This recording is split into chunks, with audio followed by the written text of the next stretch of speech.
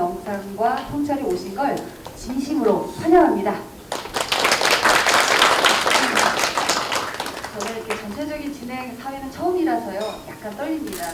제가 말을 잠깐 실수하더라도 예쁘게 봐주시면 감사하겠습니다. 오늘 하루 진행을 맡은 장지영입니다. 반갑습니다. 오늘은 주제와 함께 AI 시대에 진정한 쉼이 있는 영상이에요. 주제가 또 빛, 소리, 향기, 동작, 차가 어우러진 통찰의 자리입니다. 자, 오늘은 머리로 또 마음으로 바빴던 그 하루가 아니라 좀 하루 정도는 잘 쉬고 정렬되어지는 하루로 함께 만들어가면 좋겠습니다. 자, 시작하기 전에 잠깐 한 10초만 해보도록 하겠습니다. 자세를 좀 바르게 하고요. 네. 지금 한번 눈을 한번 감아보도록 하겠습니다. 잠시 동안 발바닥의 감각을 한번 느껴봅니다. 네, 등과 목과 어깨 힘을 살짝 내려놓아 보세요. 자, 숨을 길게 들여마시고 편안하게 내쉬어봅니다. 자, 그렇게 몇 차례 해보겠습니다.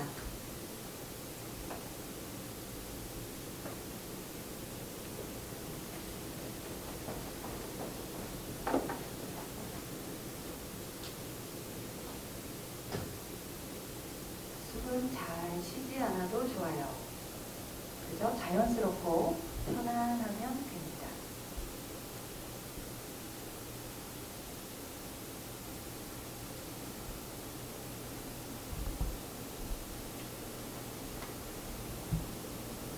네, 자, 이제 눈을 뜨고요. 조금 더 편안해진 것 같습니다. 자, 이제 오프닝 공연을 시작하도록 하겠는데요. 국가무형문화유산 종료 재래악을 이수하셨어요. 그리고 퓨전 국악 패드림에서 활동하고 계시는 이 예쁜 김채민 태금 연주자 선생님 모시고 자, 오프닝 공연을 한번 시작하도록 하겠습니다. 오실 때 박수 한번 부탁드리겠습니다. 부분 전체적으로 조금 이렇게 다운해 주시고요, 선생님. 눈을 감고 우리 이 소리를 한번 들어보도록 하겠습니다. 여러분들의 큰 울림이 되는 시간이 되기를 바랍니다.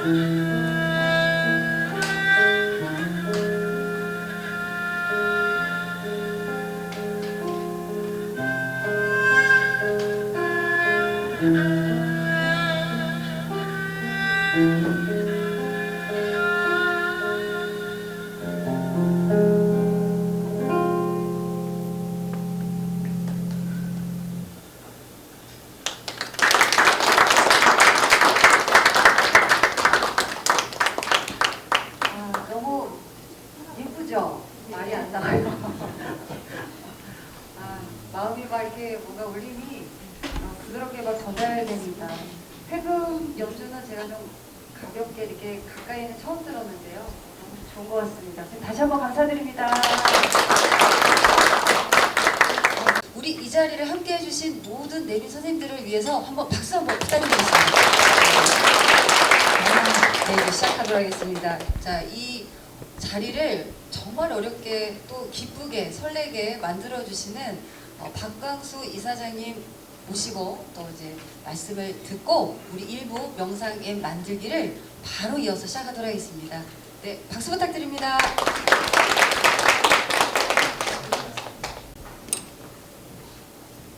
네, 반갑습니다. 인사드리겠습니다. 박광수입니다.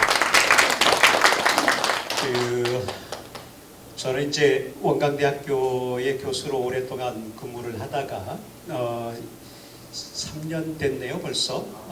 그때 이제 정년 퇴임을 하게 되면서 앞으로 무슨 일을 어떻게 할까?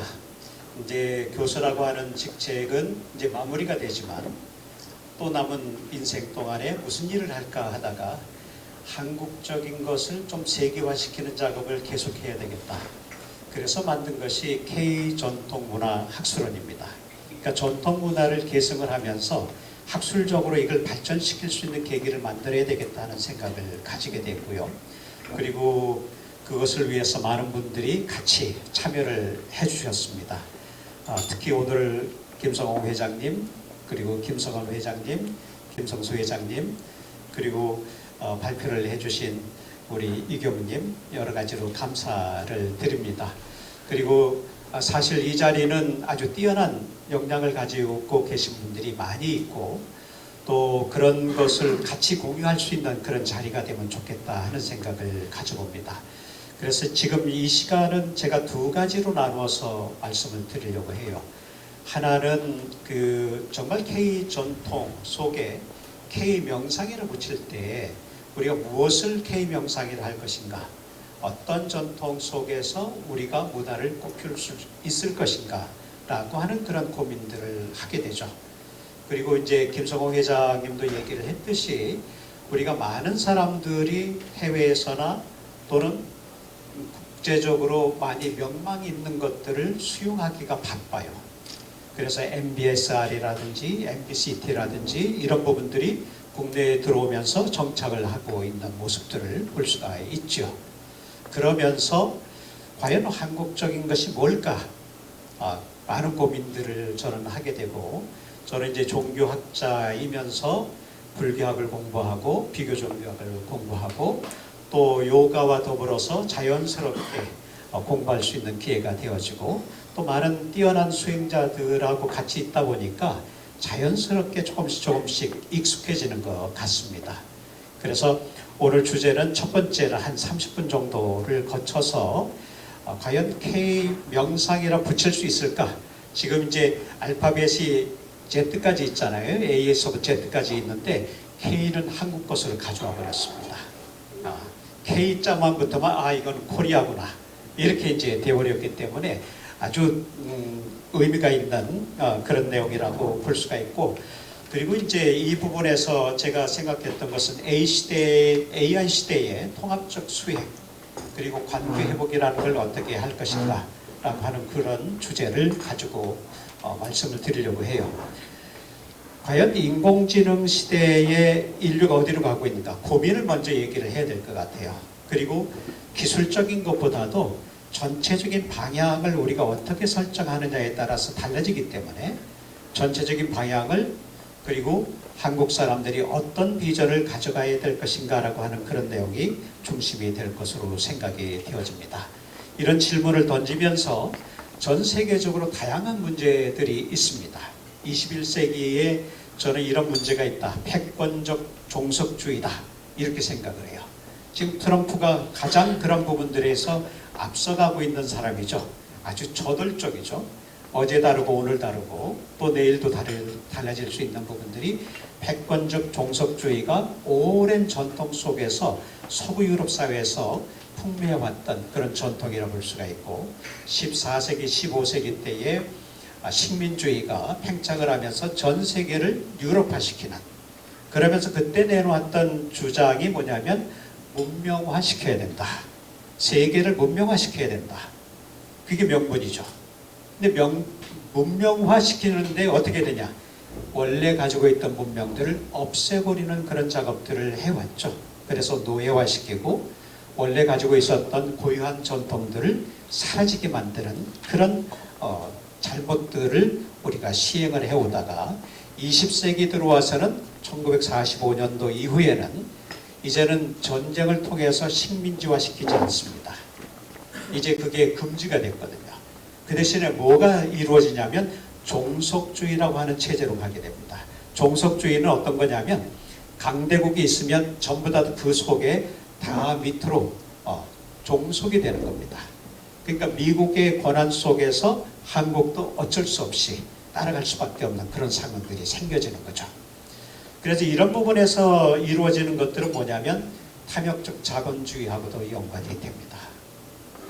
과연 이걸 어떻게 할 건가? 지금 AI 시대에 많은 대기업들이 발전을 위해서 또는 개발을 위해서 엄청난 투자를 하죠.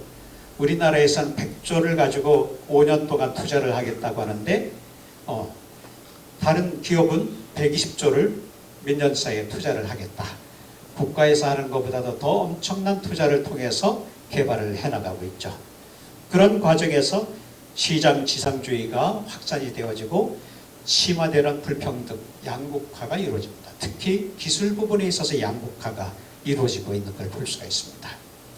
그리고 전 세계를 살펴보면 저는 이제 유엔에서 하고 있는 일이나 유네스코에서 하고 있는 일이나 또 다양한 국가들에서 하고 있는 내용들을 쭉 살펴보면은 전 세계가 지금은 G2가 위주가 되고 있고 그걸 조금 확장하면 G7에 들어가죠.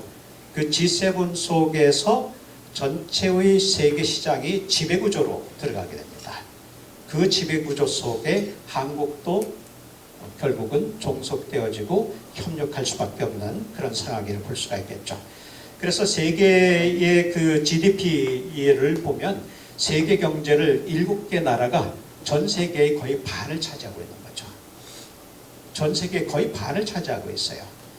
그리고 그걸 통해서 지금 AI가 급변하고 있는 걸 볼 수가 있습니다. 과학 문명이 급변하고 또 여기에 대해서 어떻게 하면 인간이 도전을 통해서 새로운 어떤 사회를 이룰 것인가는 고민들을 하고 있는 거죠.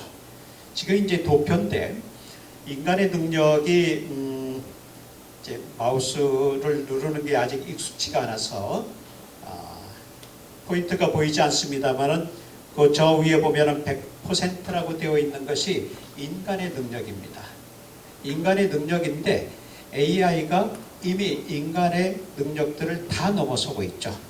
의학계도 많은 기술들이 전부 다 AI를 첨단화시키고 있고 또 변호사, 판사 이런 부분들에 있어서도 앞으로는 직장들이 위태로워지죠. 한 가지 남는 직장이 있다고 그러더라고요.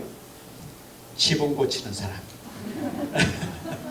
지붕이 비가 새거나 그러면 지붕을 뭐 AI가 고칠 수는 없으니까 사람이 올라가서 고칠 수밖에 없으니까 지붕 고치는 사람들은 계속해서 남아 있을 수 있지만 나머지 기업들은 전부 다 위태로워질 수 있는 것이다. 교육 시스템도 앞으로 이렇게 변화가 될 수 있는 것이겠죠. 그러면서 AI가 발전을 하면서 그늘이 있어요. 그리고 우려되는 것이 있습니다.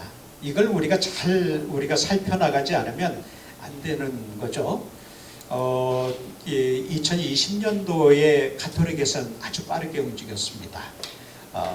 그 교황께서 이제 프란치스코 교황이 주관이 되어지면서 2020년도에 구글이라든지 여러 이제 대표적인 기업들하고 같이 모여서 회합을 가졌는데 그때 가지면서 AI가 앞으로 이 시대를 어떻게 가야 될 거냐 그런 부분들을 논의를 하고 6개의 매우 중요한 제안을 했죠. 첫째는 투명성, 안전성 이런 부분들. 그러면서 인간을 위태롭게 하지 않고 도와줄 수 있는 그런 방향으로 가야 된다. 그러니까 인류를 도와줄 수 있는 그런 방향으로 가야 된다. 그래서 전쟁이라든지 이런 데는 사용되지 말아야 된다 그랬는데 지금 전쟁에 무한하게 사용을 하고 있죠. 거의 뭐 드론에서 공격하고 있는 부분들은 전부 다 AI가 작동을 하고 있는 거죠. 제가 이제 인공지능 전문가 학자분한테 물어봤어요. 저걸 없애버릴 수 있냐? AI를 통해서 무기 생산을 안 할 수는 없냐? 저한테 질문을 하더라고요. 당신 아들, 딸들이 전쟁터에 나가서 죽기를 바라냐? 아들, 딸들이 전쟁터에 나갔는데 총바지가 돼서 죽기를 바라냐? 바랄 수 없는 거죠. 대신 싸우는 것이다. 그러니까 당신 아들과 딸들을 위해서 대신 싸우는 것이다. 그렇기 때문에 AI를 통해서 저런 무기 생산이라든지 이런 건 더 고도화될 수밖에 없다. 이런 얘기들을 해서 걱정이죠. 앞으로는 전쟁도 사람이 하지 않고 저런 기계들이 할 수가 있는 것이겠죠. 이것이 이제 가장 어려운 문제 중에 하나 해당이 된다고 생각이 되어져요. 이런 부분들에서 제가 이제 불교학을 공부를 하면서 디가니카야라고 하는 경전을 쭉 보면서 사실 이걸 이제 글을 쓰면서 이렇게 불교 경전들을 다시 보게 되고 이 세상에 나타나고 있는 다양한 문제들을 성현들은 어떻게 풀려고 했을까 이런 부분들에 대해서 이제 공부를 하게 되면서 디가니카야를 쭉 보게 되는데 첫 번째 얘기하는 것이 뭐냐면 많은 사람들이 탐욕으로 인해서 기근이 생긴다. 배고픔이라는 게 왜 생길까? 왜 기근이 생길까? 부자가 더 부자가 되려고 하고 강대국들이 더 강대국이 되려고 하고 세계 기업들이 더 큰 부자의 기업들을 만들려고 하기 때문에 상대적으로 가난해질 수밖에 없는 것이다. 볼 수 있는 것이겠죠. 두 번째 얘기한 것은 무기 부분, 폭력 부분인데 전쟁이 왜 일어날까? 전쟁은 중호심, 미워하는 마음 때문에 생겨지는 것이다. 이런 중호심을 없앨 수 있는 방법이 뭘까?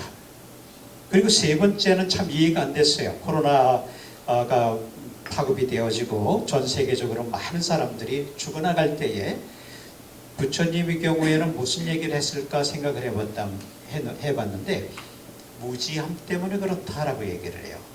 이해가 안 됐습니다. 처음에는. 무지함 때문에 어떻게 병이 생길까? 근데 병이 생기는 병 자체도 모르군요. 병이 생기는 원인도 모르군요.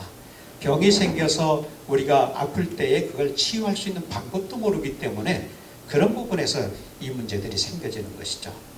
그래서 이런 부분들을 통해서 지금 다양한 사람들이 연구를 하고 2024년도 제가 그림 속에 다 보여드리지는 않습니다만은 2024년도 노벨 화학상을 받은 분하고 노벨 물리학상을 받은 분들이 전부 다 AI를 활용해서 인간이 가지고 있는 DNA를 분석해서 어떤 문제가 있는지를 근본적으로 파악해서 그걸 치유할 수 있는 방법들을 제안을 했던 거죠. 그래서 노벨 물리학상과 노벨 화학상을 받게 된 겁니다. 이제 마찬가지로 AI도 그런 부분에서 아주 인간을 병이 든다든지 문제가 생긴다든지 했을 때 그 문제를 풀어낼 수 있는 매우 중요한 요건들을 제시해 줄 수 있는 것이겠죠. 그리고 유발 하라리 같은 경우에도 뭐냐면 앞으로 AI는 가능하면 쓰지 않는 것이 좋다라고도 얘기를 해요. 그걸 어떻게 근본적으로 막을 수 있을까를 고민하는데 저 문제는 막을 수는 없습니다. 우리가 핸드폰을 쓰잖아요. 그죠? 앞으로 핸드폰 쓰듯이 AI는 쓰게 돼 있습니다. 그럼 어떻게 쓸까가 문제인 거죠. 우리가 칼을 만들어 놓고 그랬을 때에 다른 사람을 해칠 수 있는 무기도 되지만 그걸 활용해서 다양한 이롭게 쓸 수 있는 방법들도 있기 때문에 그런 부분에서 노력을 해야 된다라고 볼 수 있는 거죠. 그래서 K명상과 무지개 마음이라고 하는 걸 저는 주제를 잡았어요. 우리 마음이 뭘까? 오랫동안 고민을 하고 생각을 해봤는데 저는 이게 무지개 마음이다 이렇게 생각을 해요. 아주 컬러풀하죠. 근데 무지개는 몇 가지 색깔이 있나요? 7가지 색깔이 있죠. 저는 7가지 색깔만 있는 줄 알았어요. 근데 또 고민하고 보니까 7가지 색깔을 넘어서 있습니다. 나중에 한번 생각을 같이 한번 해볼게요. 무슨 색깔이 얼마나 있을까? 무지개 색깔은 7개로 우리가 설정을 해서 간단하게 설명하지만 사실상에 있어서 그 무지개 색깔 속에 어두운 색깔이 있어요. 빛이 보이지 않는 색깔이 있습니다. 그리고 그 무지개 색깔이 7개로 촘촘히 나눠져 있지만 그걸 하나로 합치면 아주 환한 빛이 되죠. 그렇죠? 근데 환한 빛 속에서 어둠을 어떻게 생각하느냐에 따라서 우리 수행이 달라진다고 저는 생각을 해요. 어둠이나 또는 동굴 속에 이 서양의 학자들이 심리학에서 얘기할 때는 동굴을 위태로운 걸로 보거든요. 그리고 어머니의 비유를 하기도 해요. 그리고 그 어머니의 우리가 태어날 때에 우리가 그 속에 들어가 있는 형태를 얘기하기도 하죠. 근데 동굴이라고 하는 그 의미 속에는 상당히 중요한 의미가 있어요. 그 동굴 속에서 곰이 우리나라의 전통 속에서 우리가 환웅과 또 곰이 만나게 되지 않습니까? 곰이 소원을 빌죠. 사람이 되고 싶다고. 그런데 환웅이 제안을 한 것은 동굴 속에 들어가라고 하죠. 쑥과 마늘을 먹으라고 하죠. 100일 동안 햇빛을 보지 말라고 하죠. 햇빛 없는 세계 속에 들어가게 됩니다. 그렇죠. 그런데 한국은 그런 문화 속에서 뭐가 있냐면 햇빛 없는 세계가 부적의 세계가 아닙니다. 부적의 세계가 아니라 모든 생명의 근원이 있는 것입니다. 우리가 다 어머니 뱃속에서 다 나왔잖아요. 그죠? 그 어머니의 뱃속의 그 세계가 바로 그런 세계일 수도 있는 거죠. 그렇기 때문에 암흑이라고 하는 것이 버려져야 될 대상이 아니라 그 속에서 깊게 수행을 해서 들어가다 보면 현묘한 세계 속에 들어가게 됩니다. 이제 신라시대 때 최초원 선생이 그런 얘기를 해요. 현묘 지도가 있다.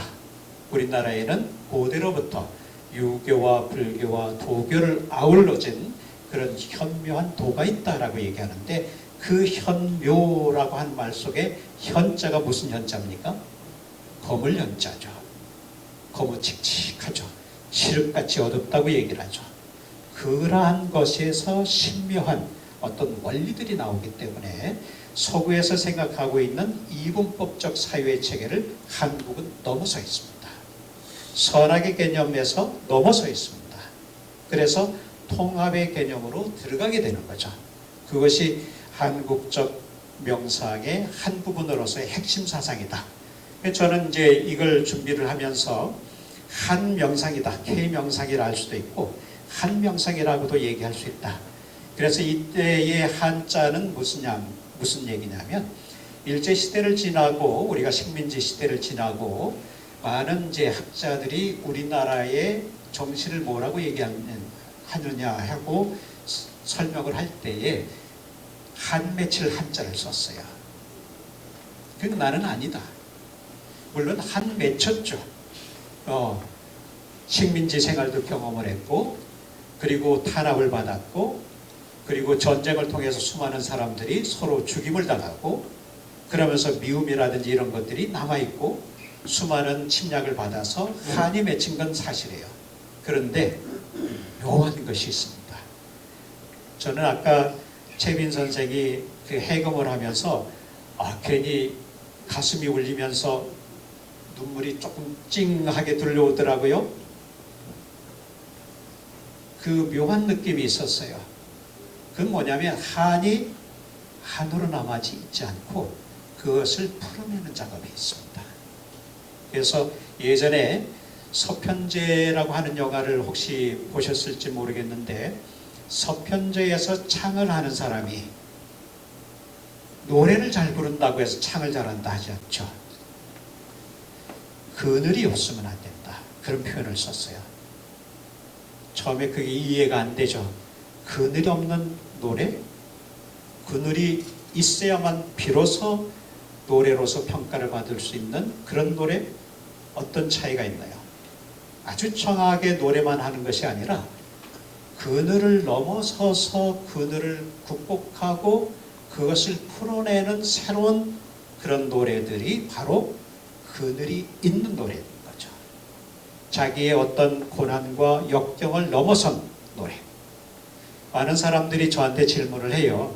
해외에 가게 되면. 저는 이제 지금 이란이 막혀 있지만 한 대여섯 번을 가면서 많은 학자들이 그렇게 얘기를 합니다. 성직자들이 질문을 해요. 1960년대 한국을 와봤을 때는 이란보다 한참 못했는데 지금 와서 2000년대 와서 보면 한국이 어떻게 해서 이렇게 발전했냐고 질문을 합니다. 교육의 열 또는 다양한 부지런함, 창의성 이런 걸 얘기하면서 그 밑에 깔린 게 뭐냐?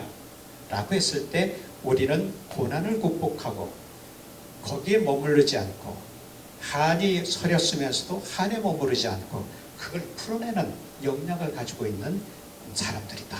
이렇게 얘기를 하죠. 그래서 그 저변에 깔린 것은 뭐냐면 그걸 풀어서 이제 한문으로 얘기하면 해원이 되는 거죠. 원한을 풀어내는 작업.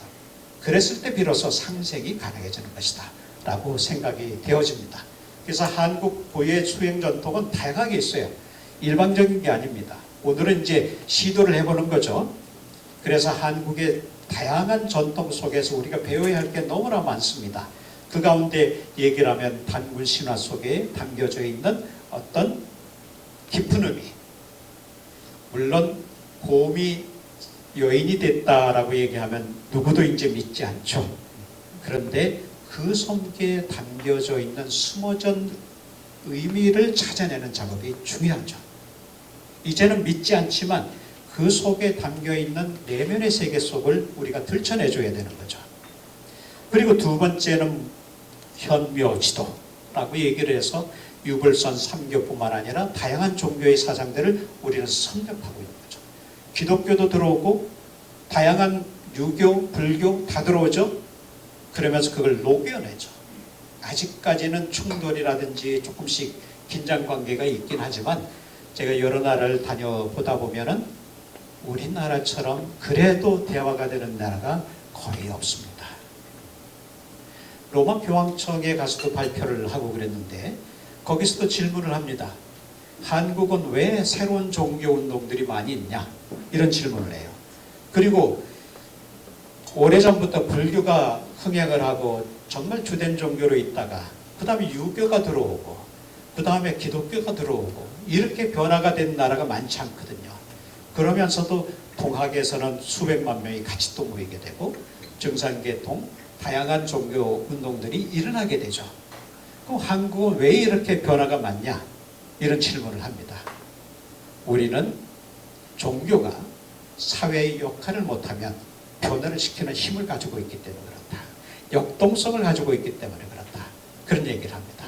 그래서 한국 사람들은 매우 역동적이기 때문에 종교를 그냥 믿어서가 아니라 종교가 사회적 역할을 제대로 못할 때는 수많은 변화를 우리는 창의적으로, 능동적으로 하게 되는 것이다 라고 얘기를 하죠. 그리고 동학이라든지 원불교라든지 회통불교라든지 이런 다양한 사상들이 우리나라에 존속하고 있는데 이걸 크게 드러내주는 작업이 필요합니다. 이재명 정부가 요새 얘기하는 것 중에서 문화 강국을 만들겠다 그러죠. 근데 아직 방향성을 잡지 못하고 있습니다. 문화를 통해서 발전을 시키는데 그걸 통해서 많은 사람들이 한국을 방문하기를 바라죠. 그래서 그런 부분에서 문화강국이라 생각하는데 그거는 아닙니다. 김구 선생이 얘기했던 앞으로의 한국은 어떤 나라가 되기를 기원하는가라고 하는 그런 백범일지 속에서 얘기한 것이 있어요. 앞으로 한국은 문화강국이 되면 좋겠다라고 하는 얘기를 하죠. 근데 그 내용 속에 자세히 들여다보면 뭐가 있냐면 평화로운 문화를 세계에 알려서 그 문화가 세계 사람들이 수용할 수 있는 그런 문화강국이 되면 좋겠다. 그게 방향이거든요. 오늘 모인 자리도 그런 것들을 의미한다라고 볼 수 있는 거고 그 다음에 통합적인 명상이다. 어느 하나의 부분에서 우리가 집중해서 들어갈 수도 있지만 그 다양한 어떤 문화체계, 명상의 체계를 우리는 섭렵하고 통습할 필요가 있다. 그리고 큰 생명에 대한 자각이 이루어져야 있다. 그래서 한 명상이라 할 때 이 한은 한글처럼 한글 자체의 의미가 그때의 한입니다. 그때의 한은 크다, 하나다, 모두를 다 어우러졌다는 의미를 가지고 있는 거죠. 그래서 단군시나 원효의 화장사상, 동학, 요가 전통 속에서 가지고 있는 많은 전통들을 우리는 섭렵해서 우리나라처럼 다양한 문화가 있기가 어렵습니다. 저런 전통들을 우리가 어떻게 활용하느냐, 조화롭게 운영을 할 것인가, 이것이 과제라고 볼 수가 있는 것이겠죠. 그러면 통찰의 의미 속에 뭘 가지고 있을까 생각을 해보면, 하나는 현상에 보이는 현상의 뒤에 숨어있는 그런 것을 밝혀내는 작업이 필요하죠. 우리들이 얼굴 그러잖아요. 그죠? 오늘 단장들 하고 오셨잖아요. 그죠? 모임이 있으니까. 어쨌든. 그러면 뭐냐면 얼굴 속에서 가지고 있는 의미가 뭐예요?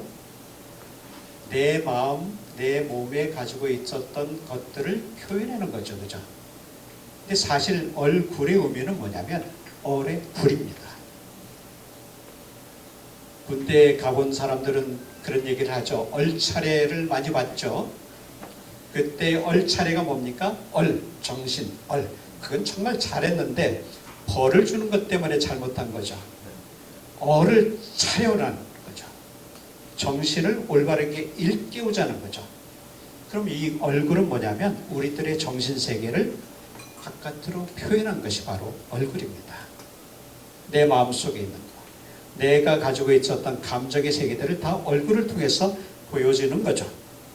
저는 생각을 해봐요. 왜 명상을 우리가 할까 생각을 해볼 때에 저도 이제 오래전부터 선명상에 참 취미를 가지고 한 고등학교 1학년 때부터 선을 참 좋아했던 것 같아요. 명상을 좋아했던 것 같아요. 처음에는 가부좌를 틀고 앉으면은 그렇게 다리가 아프고 그런데 점차 익숙해지니까 거의 뭐 한 새벽 2시 반, 3시가 되면 저절로 일어나게 되더라고요. 그럼 그때부터 해 뜰 때까지 선을 하는 거예요. 하루 종일 해도 지루하지가 않아요. 그리고 선을 하게 되면 그렇게 기쁠 수가 없어요. 환희심이 드러나는 거죠. 환희심이. 어떨 때는 저는 춤을 못 추거든요. 춤추고 싶어요. 그래서 그 환희심이 막 바라고 있는데 그런 환희심들을 어떻게 우리가 드러내줄 거냐 하는 것이 이제 과제인 거죠. 그런데 그런 환희심 속에 선 명상을 하다 보면 나중에 이제 설명을 또 드릴 수 있겠는데 자기의 세계 속에 침잠에 들어가잖아요. 그죠? 나만의 시간을 갖지 않습니까? 그런데 사실 명상은 나만의 시간을 가져서 거기에 머무는 것이 아니라 그걸 통해서 나오는 것이 중요하다. 그렇게 생각을 합니다. 부처님의 경우도 깨달음을 얻어서 공과 연기, 무아와 연기 사상을 세상에 드러냈죠. 그죠? 그러면 무아라는 것은 내가 없다. 모든 삶을 재범무아라고 할 때 모든 법에 있어서 다 무아다. 아나토만이라고 얘기를 했는데 모든 존재가 변화하기 때문에 무아라고 얘기를 합니다. 그럼 존재하면서도 변화하는데 그럼 어떻게 변화하느냐? 연기 사상으로 설명을 한 거죠. 모두가 다 인연으로 인해서 생겨졌다가 인연으로 인해서 사라진다고 보는 거죠. 그럼 깨달음을 얻었으면 홀로 즐거울 것 아니겠어요? 근데 왜 세상에 나왔게 됐을까? 또 예수님을 공부하다 보면 그래요. 성경도 많이 읽게 되면 거기서 자각을 얻게 되는데 예수님은 스스로 하나님의 아들이라고 얘기를 했는데 그러면 왜 고통을 받고 목숨을 잃을 만큼의 그런 가르침을 가르치다가 십자가에 못을 박혀서 돌아가셨을까? 생각을 해보게 됩니다. 왜 그랬을까? 그랬을 때 하나님의 아들이면서 모두가 다 하나님의 권속이라는 걸 느꼈을 것 아니겠습니까? 이런 생각을 가져옵니다. 그렇기 때문에 자기 희생을 통해서 세상을 구원하려고 한 것이다. 부처님도 마찬가지로 그런 것이다. 그래서 이 수행 명상은 다른 것이 아니라 통찰적 개념들을 알게 되고 그 깊은 내면의 세계 속에 들어가다 보면 거기에 머무르지 않고 우주와의 관계를 내가 자각하게 되는 거죠.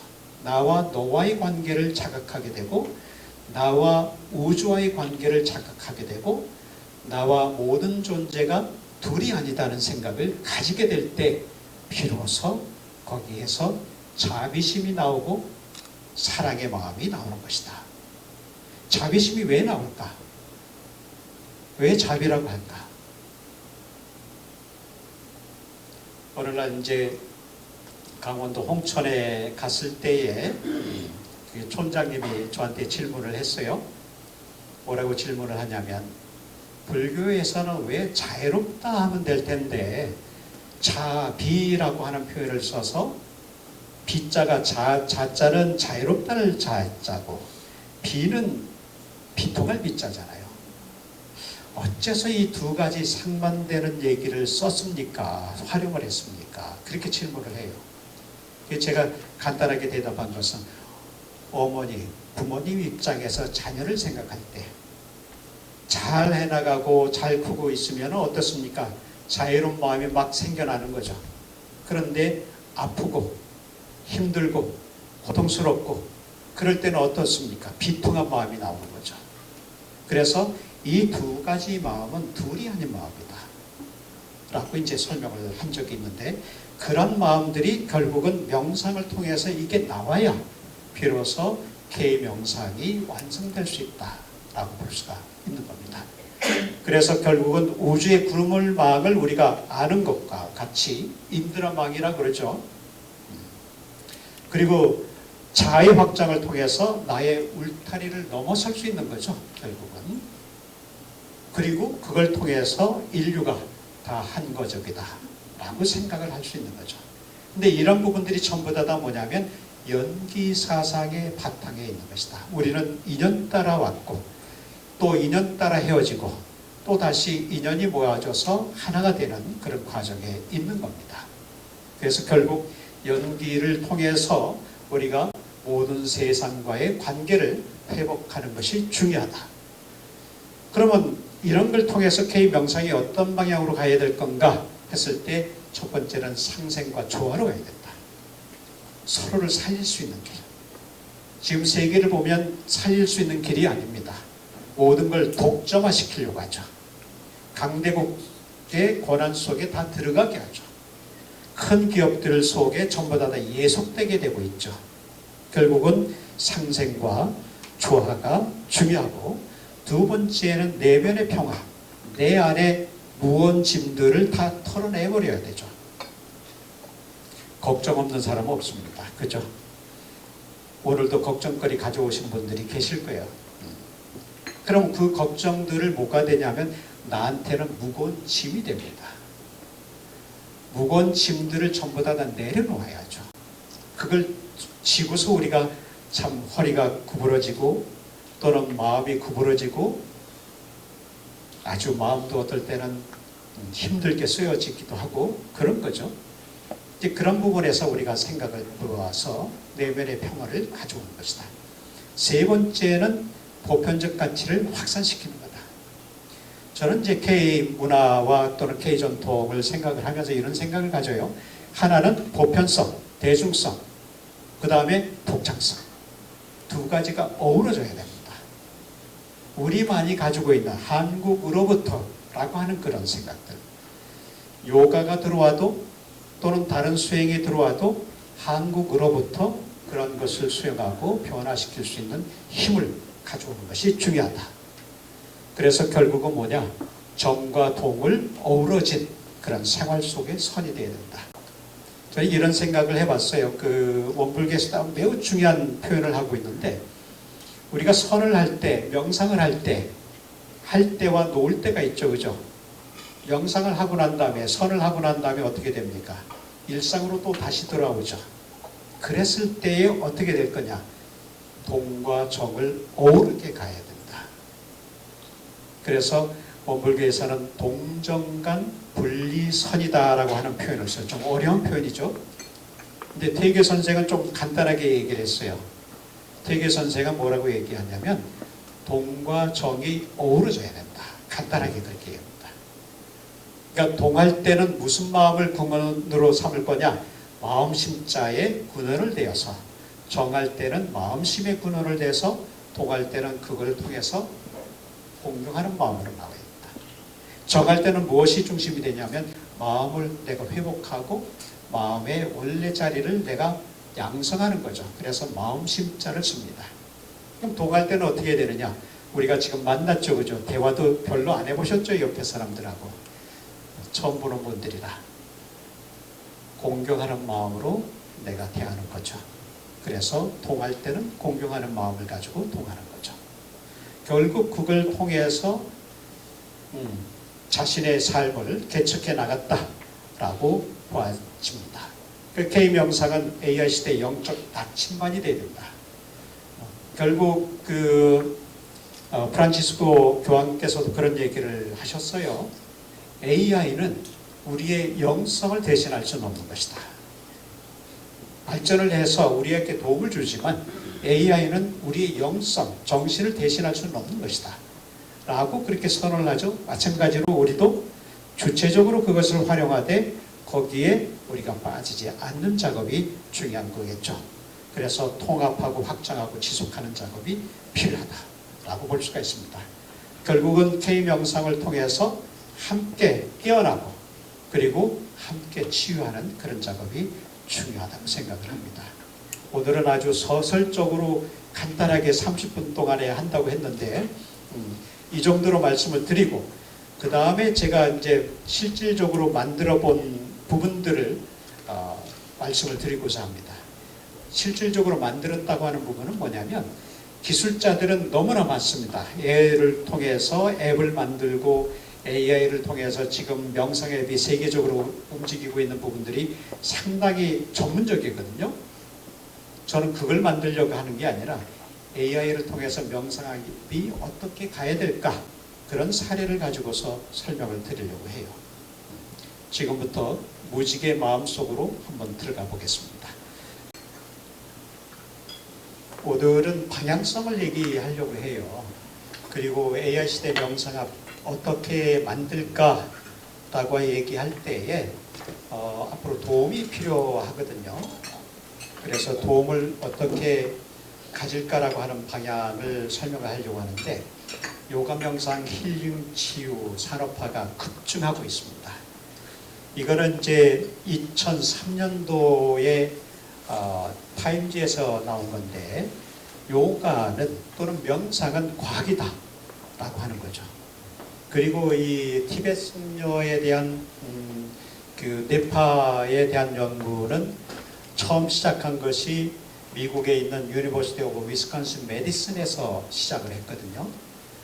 제가 이제 거기서 불교학으로 박사학위를 가졌었는데 거기에 보면은 티베트 불교, 인도 불교 또는 대승불교, 남방불교까지 전체적으로 연구를 해나가고 있는 아주 대표적인 대학이기도 하죠.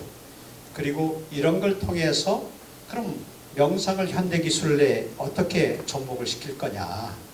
대중화, 접근성이 있어야 되고 그 다음에 두 번째는 방편으로서의 기술이 필요한 겁니다. 이 방편인 거죠. 사실 불교에서 얘기하고 있는 방편은 지혜의 바탕에서 올바른 지식을 그 사람에게 맞게 전해주는 거거든요. 아무리 좋은 것이 있어도 어떻게 됩니까? 좋은 것이 있다 하더라도 나에 맞지 않으면 안 맞는 거예요. 명상이 좋다고 얘기를 하는데 명상을 그 상황에 맞춰서 자신에게 맞춰서 하지 못하면 명상이 부담스러워집니다. 명상을 싫어하게 돼요. 요가가 아무리 신체에 좋다고 하지만 어떻습니까?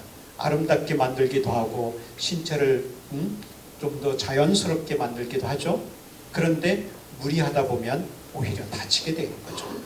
그럼 자신에게 맞는 것들이 제일 중요한 겁니다. 방편으로서의 기술이고 균형 잡힌 통찰이 역시 필요합니다.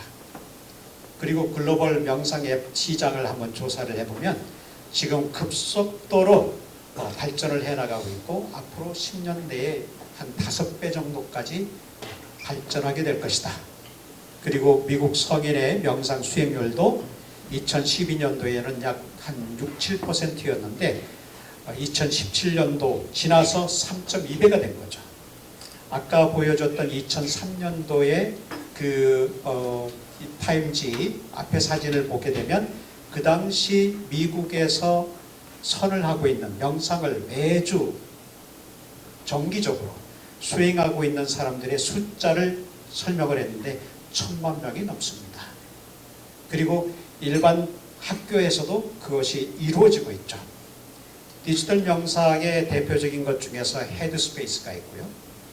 두 번째는 인사이트 타이머가 있고요. 그리고 헤드스페이스 같은 경우에는 승려 생활을 한 미국 분이 하버드 대학생이 수행을 하면서 불교 승려로서 티베트 불교 또는 남방 불교 다양한 불교 수행을 하면서 아주 쉽게 전달하는 것이 헤드스페이스입니다. 사람 얼굴이 보입니까? 여기에 스마일한 얼굴부터 시작해서 되어 있죠, 그죠? 전부 다 그림으로 되어 있습니다. 코믹한 그림, 아주 자연스러운 그림, 그리고 혹시 넷플릭스를 보게 되면 거기에 헤드스페이스에서 3부작으로 지금 올라가 있죠.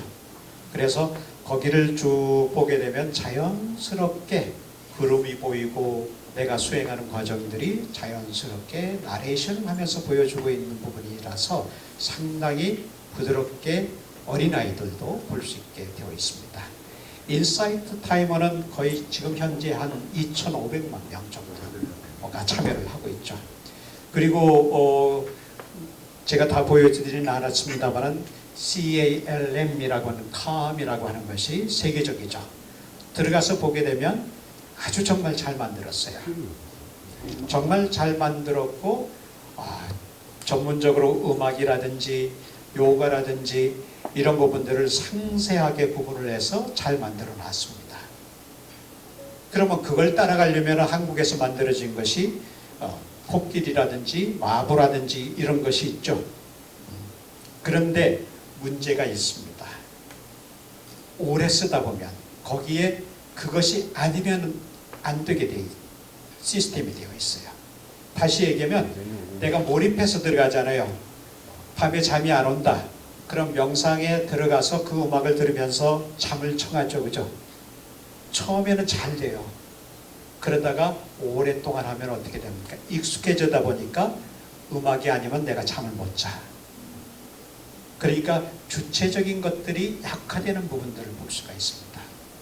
그리고 내가 선택해서 들어가지만 내가 할 일은 별로 없어요.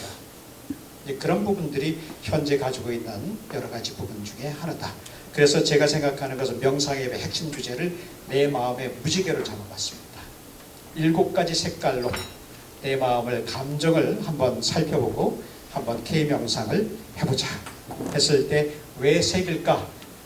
제가 알고 있는 분 중에서 미술치료 전문가가 있고 또 많은 분들이 있고 연구한 분들이 있는데 색을 통해서 감정의 복잡한 흐름을 시각적으로 단순화시키면서 내 마음을 파악하는 매우 중요한 요소가 되기 때문에 그렇습니다. 오늘은 어떤 색깔인가요? 각자 봤을 때 빨주노초 파남보를 생각했을 때 자기의 색상을 한번 나중에 한번 확인해 주시면 좋겠습니다. 근데 제가 생각할 때 빨강은 어떻습니까? 조금 낮은 걸로 보죠. 빨강을 생각할 때 기본적인 저희 생각은 빨강도 나고 보라도 나다. 이런 생각을 가져봐요. 결국은 빨강색도 이렇게 쭉 연결해서 보게 되면 빨강색부터 시작해서 보라색까지 하나의 과정인데 전체적인 맥락에서 보면 이런데 빨강색 보면 어떻습니까? 열정이죠. 근데 또 다른 표현으로 보면 분노죠. 공격성이죠. 그러니까 이 두 가지가 같이 있습니다. 그러면 이걸 어떻게 할 거냐? 이걸 어떻게 할 거냐? 조절할 수 있는 힘만 있으면 되는 거죠. 내가 어떤 창의적인 생각을 가지고서 오늘 왔다고 하면 이런 곳에 오려고 한다면 내가 열정이 없으면 올 수도 없습니다. 그렇죠? 패션이죠. 그런 패션을 내가 조절만 잘하면 되는 겁니다. 결국은 그걸 통해서 점차 내가 오렌지 색깔일 때에는 유연한 생각을 가지면서 잘못될 때는 오렌지 색깔이 좋다 하더라도 쾌락이나 탐닉하게 되는 부분들을 볼 수가 있습니다. 그럼 그럴 때 어떻게 해야 될 거냐? 파동호흡이라든지 골반 순환이라든지 이런 걸 통해서 나의 흐름을 조절할 수 있는 힘이 필요하다고 보는 거죠. 옐로일 때도 마찬가지입니다. 거기에는 명료한 사고와 판단력이 있는데 반대편으로는 불안고 과잉이 있기도 하죠. 이와 같이 다양한 색상을 통해서 나의 감정을 생각을 해보고 그걸 통해서 나의 감정을 어떻게 다스릴 거냐. 빨강색일 때는 원초적 각성, 원초적인 어떤 에너지를 어떻게 순화시켜서 내가 잘 만들 거냐. 화가 날 때, 분노가 일어날 때, 열정이 너무 지나칠 때 그때 호흡 조절하고 일단 멈추고 그런 작업들이 필요하겠죠. 이건 하나의 예시입니다. 그리고 오늘 오신 분들에게는 전부 다 이 자료는 공유하도록 하겠습니다. 괜찮겠죠? 공유하도록 하고 그리고 초록일 때는 안정이 오게 됩니다. 근데 이거 초록 안정 너무 좋아하지 마세요. 에너지도 필요하고 열정도 필요합니다. 그리고 파랑에서 남색 보라로 가게 되면 점차 6번째 남색일 때는 상당히 감성에 휩싸이지 않고 마음이 마음을 보라보거든요. 잠을 자면서 꿈을 꿀 때가 있죠. 그죠? 꿈을 내가 컨트롤 합니까? 못하죠. 그죠? 근데 꿈도 보입니다. 자기가 꿈을 꾸면 꿈을 꾸는 내가 보입니다. 그러면 어떻게 됩니까? 점차 내가 꿈을 보고 있기 때문에 꿈도 조절할 수가 있는 것이겠죠. 근데 여기에 머물게 되면 어떻게 되면 거기에 빠지게 되고 거기에 머무르게 됩니다. 결국은 마지막에 보라 색깔을 통해서 어떻게 갈 거냐. 그러한 생각들을 외부로 나에 머무르지 않고 바깥으로 향해서 감사하는 마음, 자비의 마음 이런 것들을 통해서 실천하는 거죠. 결국 이런 것들이 중요하다. 그래서 한 예시를 하면 아침 출근 전에 감정 체크하고 그리고 AI 추천에 의해서 5분 명상 루틴을 하고 그리고 업무 중에 스트레스가 쌓였을 때 나의 심장 박동이나 또는 어떻게 해야 될까 이런 것들을 확인해서 여기 이제 삼성에 가르치는 분도 있으니까 이런 것들을 삼성에다가 알려줘 가지고 앱을 만들어도 되겠죠. 그 시계가 요새 그런 역할들을 하니까 관계가 갈등할 때 감정 온도가 과열을 할 때 그리고 그걸 통해서 공감과 소통할 수 있는 그런 것들이 필요하고 하루를 마무리할 때 감정 리뷰를 통해서 하루를 쭉 내가 스스로 확인을 해보는 거죠. 이런 과정을 통해서 결과적으로 앱을 하나의 방향성을 만드는 거예요. 지금은 앱이 중요한 게 뭐냐면 겉으로 잘 만드는 게 중요한 게 아니고요. 어떠한 질적 내용을 가지고 있느냐가 중요합니다. 아까 김성환 회장님이 얘기한 것처럼 학회를 만들고 이런 부분들이 왜 그렇습니까? 좋은 질적인 자료들을 만들기 위한 거예요. 그걸 통해서 결국은 우리가 하나의 소버린 AI라고 하는 표현을 쓰게 되는데 주권적 AI를 주권화시키는 겁니다. 놈의 것을 내가 사용하는 게 아니라 그것을 나의 것으로 체질화시켜서 나의 것을 대중화시키는 작업을 하는 거죠.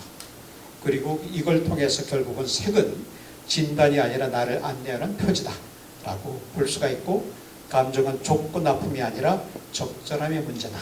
어떻게 조절하느냐가 중요하다 라고 볼 수가 있는 겁니다. 결국은 명상을 통해서 뭘 갈 거냐 생각을 해봤을 때 마지막 문장으로 제가 생각해 본 것은 막티의 사상으로 사랑으로 완성하는 것이다. 결국은 이웃사랑이나 자녀에 대한 사랑이나 또는 연인에 대한 사랑이나 이런 부분들이 확장되어져서 그 실천에 움직여질 때에 세상은 올바라질 수 있는 것이다. 그래서 무지개처럼 한 마음의 다양한 빛을 우리가 품어가는 것이 중요하다고 생각을 해봅니다. 오늘 한 것은 전체적으로 통합적인 어떤 의미들을 우리가 어떻게 찾아갈까, K명상이 과연 뭘까라고 하는 건 서두에서 말씀을 드린 거고, 그러면서 처음에 했던 재빈 선생의 그런 그 음악을 통해서 소리로 우리가 명상의 세계 속으로 들어가는 거죠. 다양한 것들이 다 명상으로 활용될 수가 있어요. 소리도 그렇고요. 그 다음에 차를 준비하느라고 애쓰셨죠, 그죠? 차에 마시면서 대화하면서 누군가가 급하게 왔을 때, 누군가가 급하게 상담을 할 때 조주선사가 차 한잔하고 가시죠 라고 하는 그런 표현들이 전부 다 뭐냐면 자기 내면화시키는 그러한 과정, 그러면서 그걸 녹여내는 과정, 이런 것에서 차가 필요한 거죠.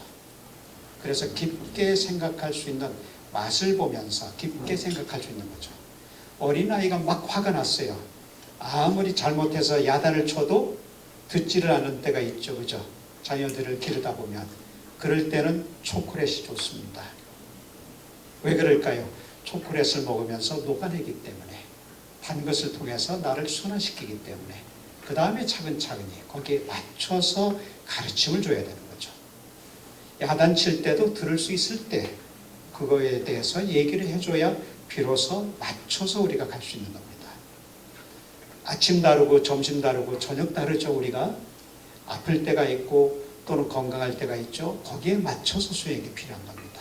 그러니까 자기만에 맞춰서 그것을 수행해 나갈 수 있는 지도가 필요한 거죠.